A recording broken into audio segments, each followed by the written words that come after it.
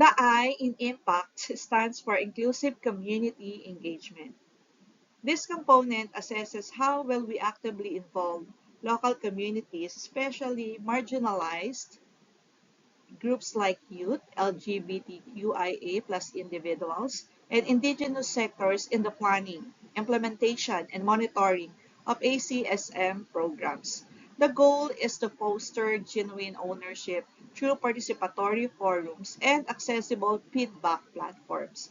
This is deeply rooted in Paulo Freire's participatory communication theory in 1970, and which emphasizes dialogue, critical reflection, and empowerment as pathways to transformative change from the bottom up, ensuring that programs truly honor local voices.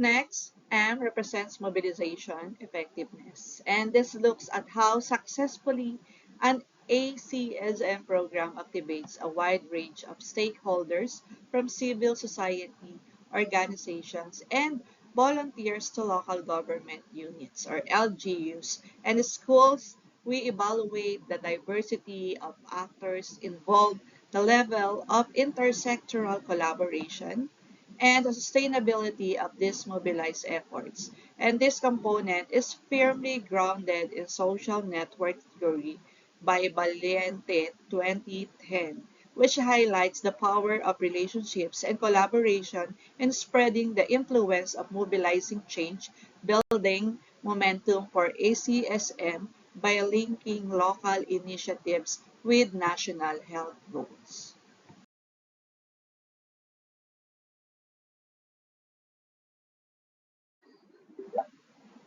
The P is for policy, advocacy, and influence. Advocacy is central to ACSM, and here we measure how effectively a program influences policy development, budget allocation, and political will. This means gauging government responsiveness and commitment to prioritizing TB services and integrating them into local health plans and development agendas. Our understanding here is informed by agenda setting theory, McCombs and Shaw, 1972, which posits the media and public discourse shape what policymakers prioritize, allowing strategic communication to place health issues firmly on the policy agenda and amplify community voices with informal decision-making structures. Accurate and contextual communication. Communication efforts must be relevant, culturally grounded, and scientifically accurate. We evaluate message reach, clarity, and influence.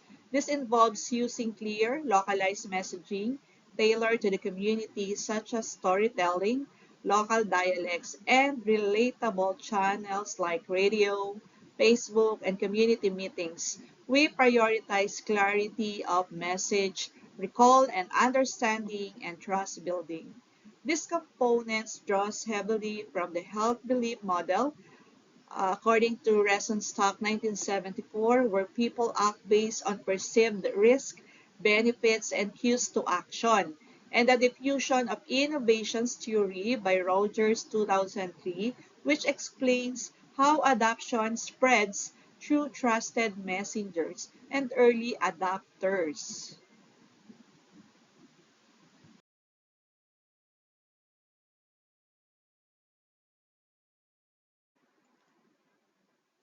The C stands for change in knowledge, attitudes, and behavior, which is truly the heart of any ACSM intervention. Here we evaluate the real-world outcomes of ACSM efforts by tracking measurable shifts in key areas like increased TB testing rates, improved treatment adherence, and reductions in stigma and misinformation. Indicators of behavior change include shifts in community norms, adoption of health-seeking behaviors, and sustained engagement with health services. This is informed by the theory of learned behavior by Aj Zen 1991, which explains how behavior is shaped by attitudes, subjective norms, and perceived control leading to transformative public health impacts.